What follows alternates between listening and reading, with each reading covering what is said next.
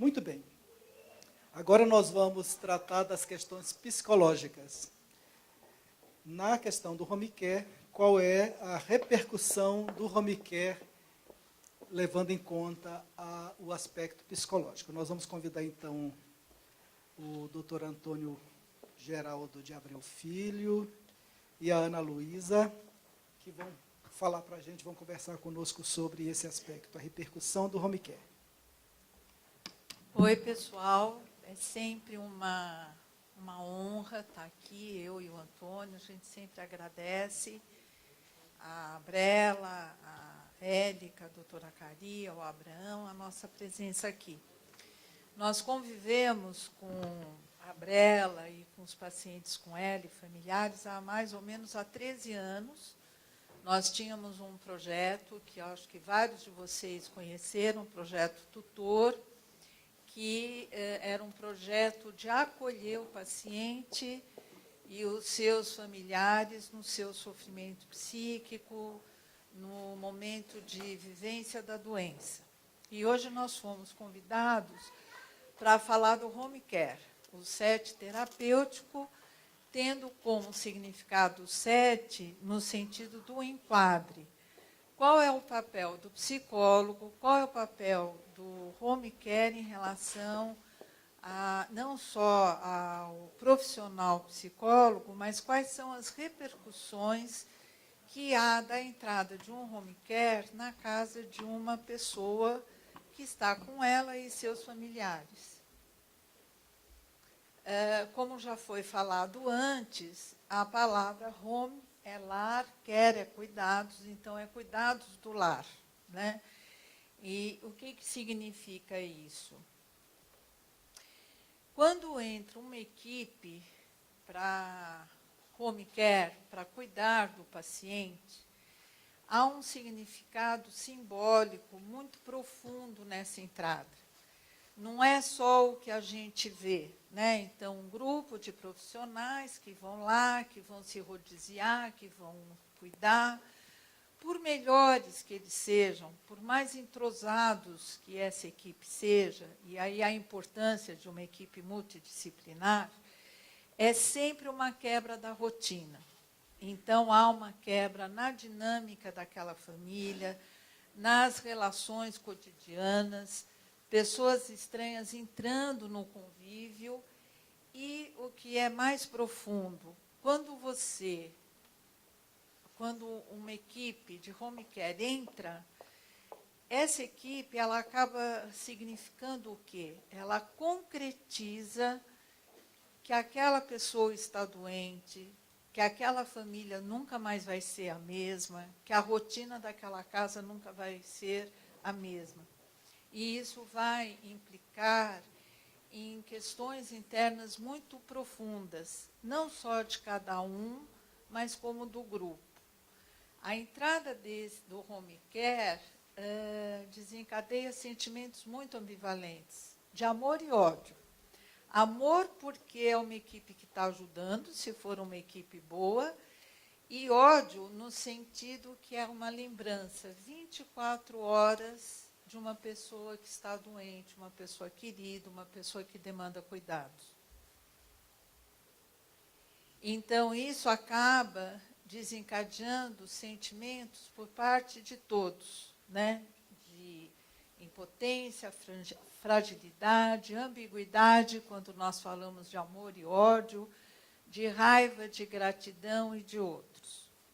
E aí entra muito, qual é o papel do psicólogo nesse sentido?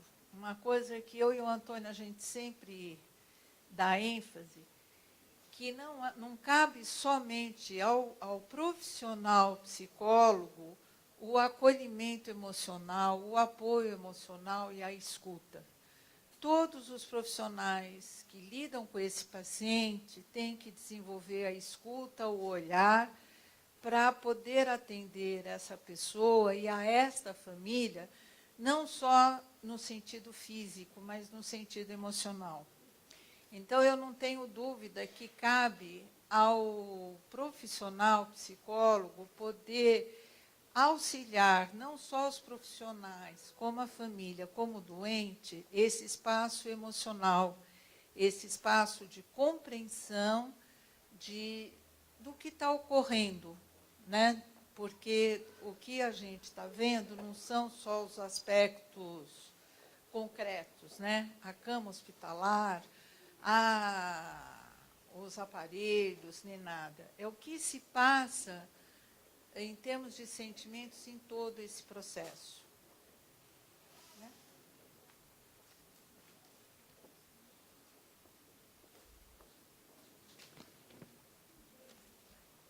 Bom dia a todos. Dando sequência ao que a Ana está colocando, a entrada de um home care dentro de uma casa, ela vai ter todo esse redimensionamento, bem como a vida deste paciente e a vida desta família também vai precisar passar por um redimensionamento. Então, não é simplesmente uma entrada de uma equipe que vai poder estar ajudando. Ao mesmo tempo que ela vai estar ajudando, também ela vai estar estorvando, porque estão se entrando pessoas dentro da casa estranhas, num primeiro momento, para poder estar prestando esta ajuda, mas, ao mesmo tempo, isto modifica toda uma dinâmica. Né? Se a gente for pegar, tirando a questão do home care, mas uma pessoa que adentre a nossa casa de uma maneira constante, que não faça parte do núcleo familiar, certamente vai chegar um determinado momento que ela vai ser incomodativa. Né?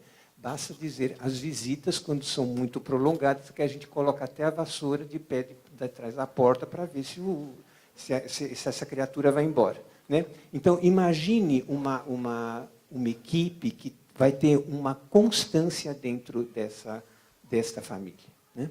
E, a partir do momento que se tem notícia de uma doença, como, por exemplo, a esclerose lateral amiotrófica, uma doença tão grave quanto, isto vai fazer com que esta redimensão que este paciente vai, doravante, ter, como da família também, o que a gente vai chamar de um ferimento narcísico dentro da área da psicanálise. Então, trocando em miúdos, o que é isto? É a partir do momento que algo ou alguém que a gente vai ter que retirar afeto de cima disto. E retirar afeto dói muito. Né? Então, a partir do momento que eu me dou conta que eu vou entrando em algumas limitações, isto vai me trazendo sofrimento. Não precisamos ir tão longe. A partir do momento que a gente precisa fechar a boca para alguma coisa em termos de um emagrecimento, eu vou ter que renunciar a algo que eu gostava de fazer e que, neste momento, eu não posso mais fazer. Então, não precisa ir para a esclerose lateral amiotrófica. Só que isto dá uma dimensão do que é, para uma pessoa que tem essa doença, o quanto ela vai perdendo no evoluir da vida. E, consequentemente, as pessoas que estão em volta estão acompanhando esta evolução degenerativa. Nós tivemos um paciente no projeto que ele falou uma coisa que nos marcou muito. Quando as tutoras chegaram à casa deles e perguntaram: senhor, como é que o senhor está? Ele respondeu o seguinte: eu estou hoje pior do que ontem e melhor do que amanhã. Isso nos marcou em termos de que a evolução não é uma evolução que, infelizmente, até o momento, a gente tem alguma coisa que a gente coloque, está indo para a cura. Né? Mas existe a possibilidade de todos esses recursos que os senhores já ouviram aqui hoje, em termos de poder estar se dando uma qualidade de vida, até um dia que a gente chegue a esta cura. Né? Por isso que está tendo tanta pesquisa. Mas, enquanto isto não vier, o velho provérbio é o que temos para hoje. Né? Então, vamos ter que lidar com a realidade que está sendo colocada neste momento. E, efetivamente, a vida ela não é condescendente para com ninguém. Ela simplesmente se impõe e o que a gente chama de TVN, né? Te vira, negão. é assim e você vai ter que se virar com isso. Ela não vai falar assim, coitadinho do cuidador que não saiu para ir para a balada. Né? Azar teu, meu. O problema é seu, você que se vire.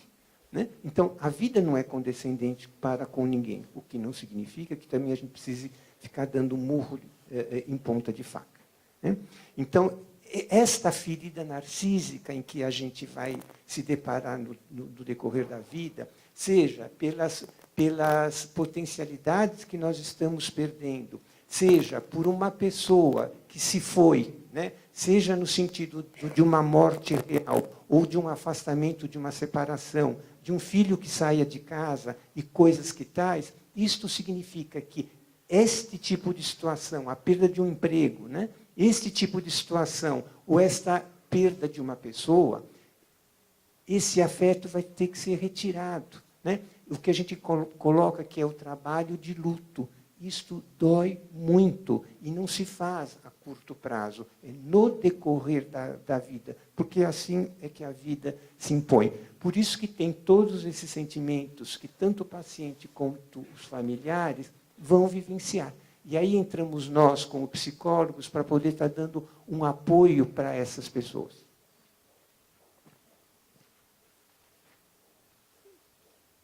A partir do momento que tem um cuidador, nós acabamos de ouvir uma cuidadora aqui, né? Certamente, esta pessoa que cuida, ela vai entrar num estado de exaustão muito grande. A Simone, há pouco, falou de um único aspecto que precisa ser cuidado quanto à questão de quem tem o respirador. Precisa lavar isso, precisa lavar aquilo, precisa não sei o quê, blá, blá, blá, blá. Bom, um aspecto entre os demais.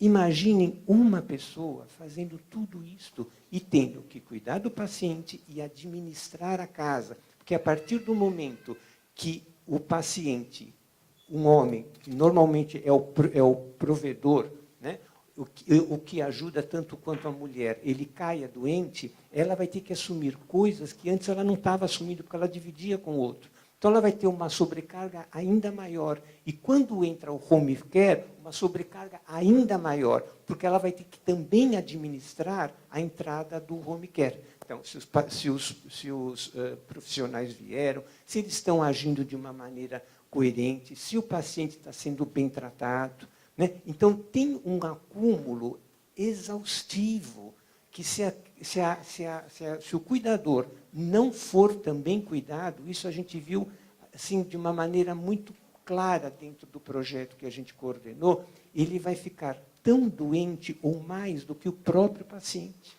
Né? Então, ele tem que ter um período de retirada desse ambiente para poder respirar, para poder recarregar as baterias, para poder dar conta de toda esta administração que é extremamente desgastante. Né? A rotatividade do pessoal do home care, hoje é um profissional, amanhã é outro, amanhã é outro. Então, são pessoas novas que vão adentrando dentro do ambiente familiar, que também este cuidador vai ter que ver como é que é isto, né? Porque, queira ou não queira, embora seja uma pessoa da equipe, é uma pessoa nova, é um corpo estranho que está lá, que merece atenção. E alguém da família precisa ficar constante em observação. Então, se não tiver este rodízio de alguém que possa estar administrando isto tudo, vai sobrar para o cuidador. Né? Então, os senhores vejam que o cuidador, se não for cuidado, ele vai ficar mais doente do que o próprio paciente. Né? Então, ele também precisa de cuidado. Os profissionais do home care, eu tive fazendo, para poder estar conversando hoje aqui com os senhores, eu fui fazer um levantamento bibliográfico sobre o que tinha sobre home care, né? E uma coisa que me chamou a atenção, foi feito um estudo de revisão bibliográfica de 1998 até 2011, onde vários países já têm a questão do home care, mas publicações de estudos, os países mais desenvolvidos e ricos, o que eu encontrei foram 4 artigos, de 98 a 2011. Então, é uma coisa que ainda necessita de uma atenção, porque, inclusive, para o nosso meio, é muito novo, né?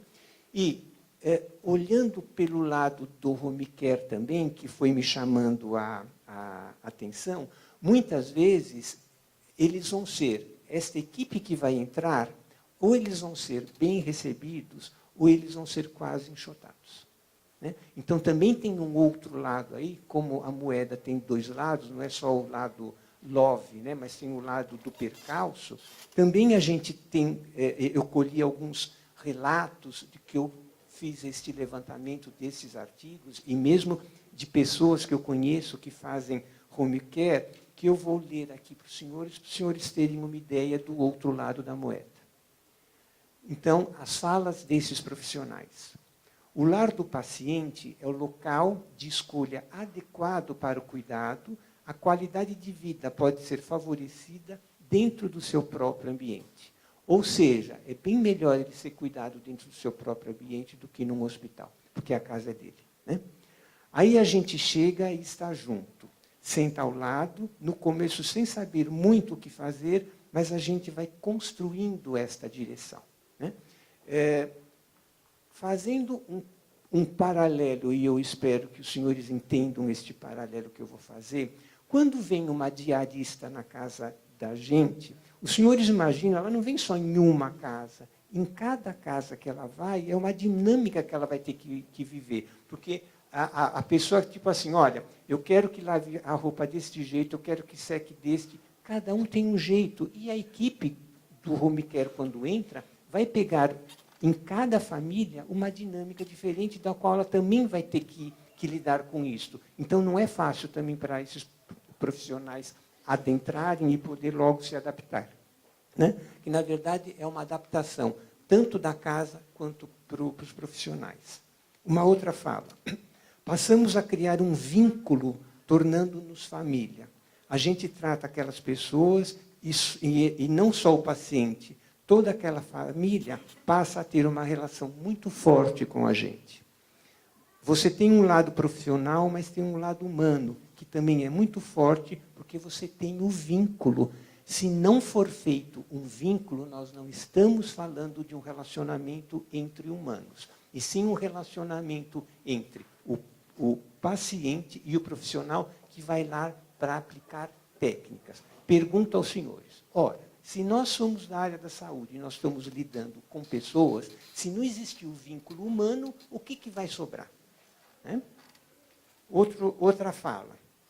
Por vezes, temos que usar a criatividade e improvisar ambientes dentro da casa, buscando recursos materiais existentes para construir um espaço na qual a família possa estar protegida para viver esta situação. Então, muitas vezes, as próprias pessoas do home care vão criando certas situações, não só de acolhimento ao paciente, mas também à família, porque eles percebem o quanto essa família está sofrendo, né? Dando apoio, segurando a mão, escutando o choro, e se não der para a gente segurar, choramos juntos, né? Que é raro a gente ver isso. E isso eu estou colocando num aspecto quando a família recebe o home care de braços abertos, mas nem sempre é assim, né? Então, também temos um relato de quando a família, infelizmente, não coopera, né? Que é o seguinte, é um sofrimento muito grande para nós profissionais vermos que a família não coopera com o paciente. O não cooperar com o paciente, necessariamente, também se estende ao não cooperar com a equipe, né? Tivemos o relato também da Simone, que muitas vezes ela adentra uma casa e ela está percebendo que o que foi sugerido não foi feito. Não entrando no mérito de por que não foi feito, mas não foi feito. Então, muitas vezes, a gente precisa ver o que acontece que não foi feito, né? E temos, eu diria, que o lado mais difícil, né? Quando a família começa a exigir além do que o profissional pode fazer. Que temos o seguinte, acharam que foi culpa da nossa equipe que não deu assistência suficiente, mas não tínhamos como atender a essas reivindicações. Muitas vezes o que é solicitado transcende a alçada dos profissionais. A nossa angústia não é cuidar do paciente, e sim que temos que lidar com a família dele. O paciente está ali, você cuida, presta toda assistência, mas a cobrança vem da família. Às vezes, a família é muito incompreensiva. Acabamos ficando um pouco frios e calculistas, pois se você for lidar com essa situação com emoção, acaba trocando os pés pelas mãos. Né? E esses profissionais também acabam desenvolvendo uma coisa que é chamada síndrome de burnout, que é a síndrome da exaustão. Então, os senhores imaginem, para cada casa que eles vão fazerem esses procedimentos com estas exigências, muitos deles acabam ficando doentes, literalmente. Né? Então, na verdade, nós temos um cuidado com o paciente, um cuidado com o cuidador, um cuidado com os profissionais do home care e um cuidado de quem cuida desta equipe toda. Então, nós temos todo um rearranjo de todas essas entidades, que não é só um aspecto que deve ser enfatizado, tipo assim, só o paciente, ou só o cuidador, ou só a equipe, porque está todo mundo dentro dessa dinâmica com o objetivo de cuidar e de se trabalhar nessas questões. Né?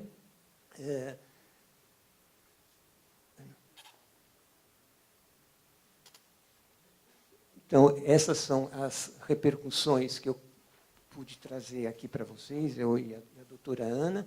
Aqui estão os nossos e-mails, caso vocês precisem, né? Mas não é fácil para ninguém poder estar dentro dessa situação e, de alguma forma, estar sustentando, e cada um vai fazer o que lhe é possível naquele momento, né? Para que não haja uma exigência nem do cuidador, nem por parte do paciente e nem por parte da equipe, mas que possa haver, não de uma maneira ideal, mas de uma maneira real, um equilíbrio dentro do possível, através deste cuidado que, pelo menos, a psicologia se presta a dar. Obrigado.